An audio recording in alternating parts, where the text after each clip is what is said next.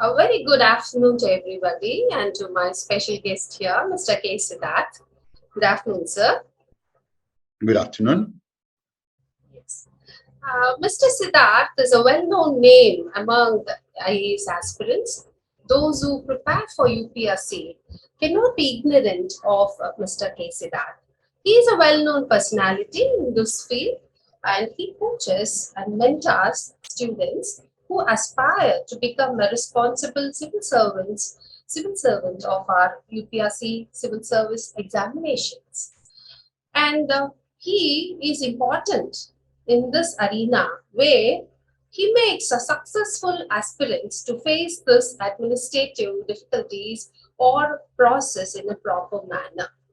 He has written more than 43 books and he has mentored more than 1,600 IAS aspirants who have become a success in this administrative services.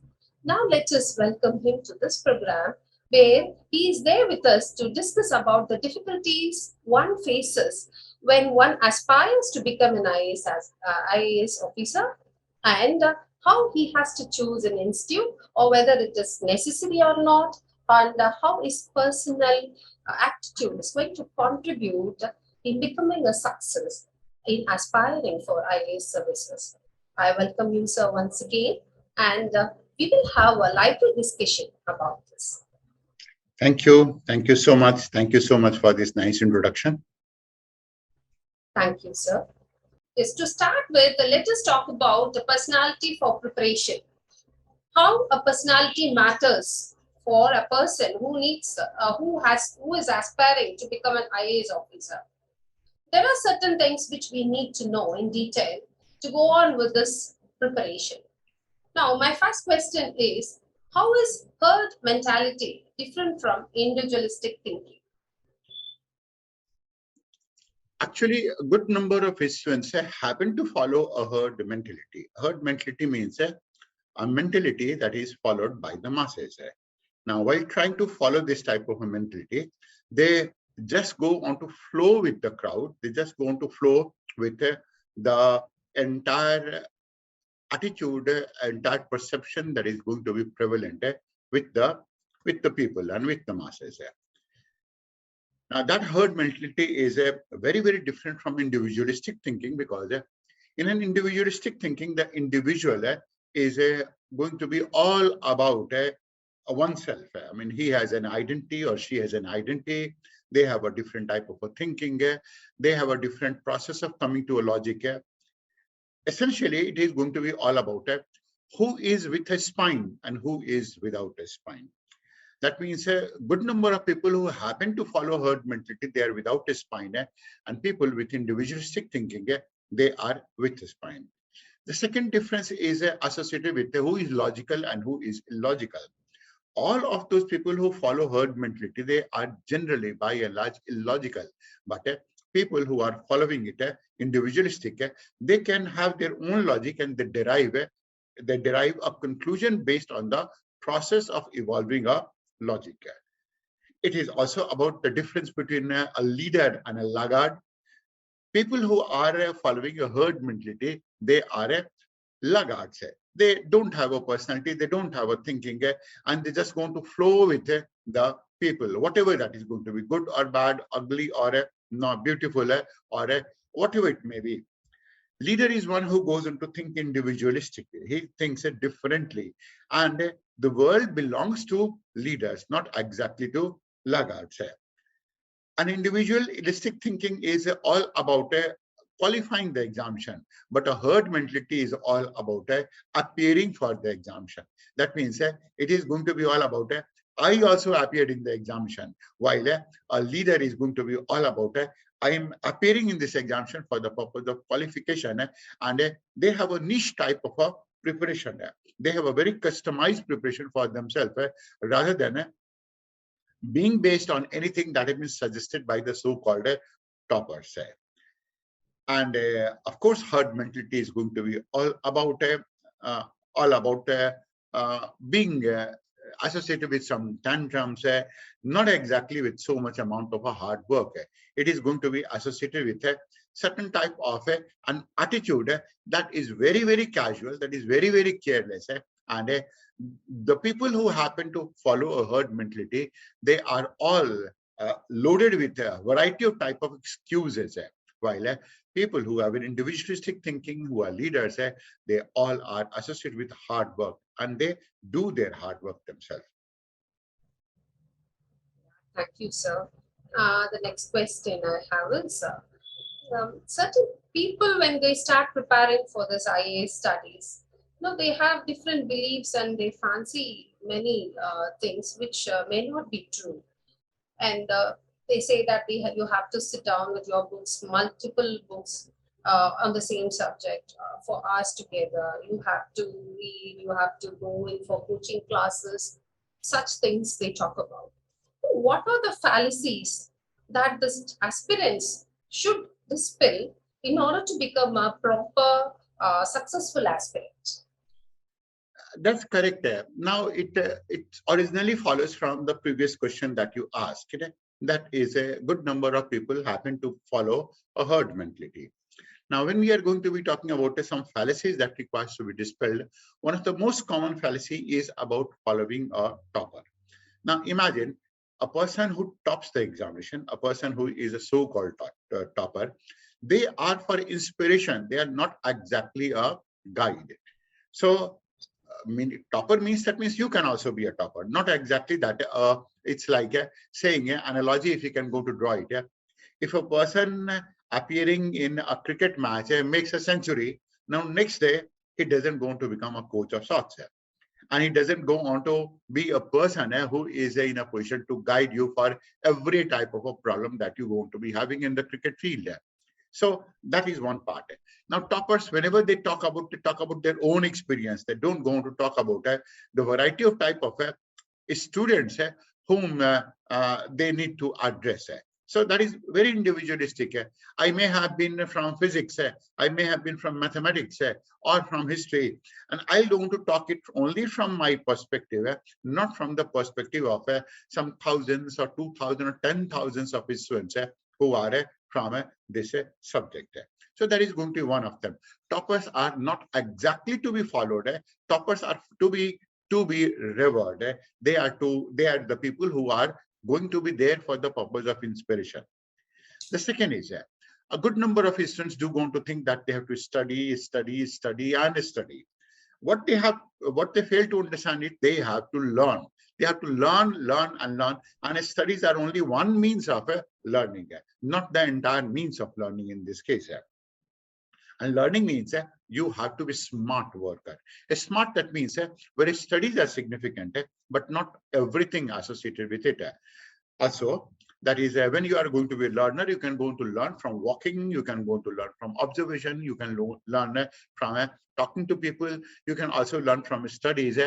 Now, that means that you are having a rendezvous of variety of type of things that allows you to learn. So, it's not going to be hard work that you have to work like a mule for about 10 hours, 12 hours. Good number of toppers, if they happen to follow it, they work mostly for about 3 to 4 hours or maybe maximum 6 hours of time, because they have already been in some type of a job in one way or the other. The third fallacy is about some of the prevalent books. Now, a book, there's one book that is going to be prevalent, and that book may not going to suit all of us, largely because why is it that you have to be confining yourself only on one book? You may be having a different type of personality, different type of an attitude, different type of a thinking, different type of a background, different type of evolving a logic, different type of a language, different type of perception and imaginative capability. You must go to explore all of the books that are available in the market, not exactly going through the same books which a good number of students going to study. Now, these books, of course, go on to make their mark largely because of their market, because they're very, very popular. But then understand it, anything can be made popular if it is sold properly, if it is marketed properly. Not exactly that a book is only going to be a book, very, very good book, may not be marketed very well, and it may not going to reach you at all. So the students have to be completely open towards what books to study and what not. The fourth is about answer writing. And when we are talking about answer writing, a good number of students start thinking that they have to go for answer writing right from the beginning itself. Now, just understand it. It is a common saying that is that don't practice till you are perfect. And then taking it forward, practice till you become perfect. So you don't have to practice it because when you start practicing something that is wrong, you're always going to imbibe a bad habit. And this is what good number of students are able to imbibe. Despite the fact that they're very talented, they do imbibe certain type of qualities that are detrimental to their preparation and overall qualification. The fifth fallacy is about sequencing of preparation. Now, sequencing of preparation means a student decides that they have to appear in the prelims examination next year, 2023. Now, that's not the way to decide it. What they have to decide it, they have to wipe out all of their mistakes. They have to tide over good amount of deficiencies in their personality, a good amount of deficiency in their studies, and the way they study, including language, imagination, and whatnot. Only when these things have been taken care of, they have to think of when they are going to be appearing in the examination. And it must be reversed. Reverse in the sense that is the first preparation must be for the interview, then it should be for the mains, and then the last is going to be for the prelims, not vice versa. Because let's say that you have appeared in the prelims examination, you have appeared in the mains examination, and ultimately you are not fit enough for interview because you have a very subjective opinion, you are very opinionated, and your attitude is not going to be good. You will be, in any case, weeded out. So all of their efforts will go on to go waste. So the first thing must be personality. That is the sequence. The sixth is that it's wrong to think that it is the toughest examination in the country. It is indeed difficult. Difficult in the sense because you have to take a lot of variables into account. It is this examination is qualified by average students, by those type of students who are always in a position to be sincere, who are always going to be working hard. And then you have knowledge. Knowledge means knowledge is not synonymous to information. It is the ability to process information that is knowledge. Knowledge is about understanding the basic difference between emotions, understanding the basic difference between different type of words like discuss, elaborate, elucidate, and illustrate, things like that, analyze as well. Knowledge is going to be all about developing your intuitive power as well, and being in combination with something theoretical as well. Now, these are some of the common fallacies. Of course, there are other, but these are the most important and most prevalent common fallacies that are prevalent, and these students must going to take a note of it. Yeah, I understand it. So way back when I was preparing for my civil service examinations, I too had all this misgivings. I thought that we have to be like this. We have to channelize. We have to sit for hours together. We have to give only the examples or the answers given in the textbook. And I was spending more time in search of textbooks first. And then I was spending more time in searching for a model for me. Who will be my model? How they will write their paragraphs, answers, those things. I used to go in for those things and prepare. Then I found that it is not going to help me anyway. And now your answer has confirmed it. Thank you, sir, for that. But before going on to the next idea, I would just like to linger on this question, which is related to your answer given recently. Now, people say that we have to answer the questions, answer the questions posed by the UPSC board in a proper, what to say, authoritative, and should give them authoritative answers. Now, if we can't find such answers in the textbooks, and we take those answers for the questions elsewhere, like how you said that you should observe, learn it from out, if not in the textbook, and we give that answers from out of the textbook, will the UPSC accept that? And do you think that they will accept such answers? If so, or if they will not accept, whatever the case may be, what is your approach? What is your answer to that question? You are to a large extent correct, very, very correct in this case. Actually, the examples given by aspirants, which are not given in the books, are not exactly penalized by the UPSC, but then to an extent, the student is not considered to be very theoretical. It does not pay to be too theoretical as far as the answers are concerned.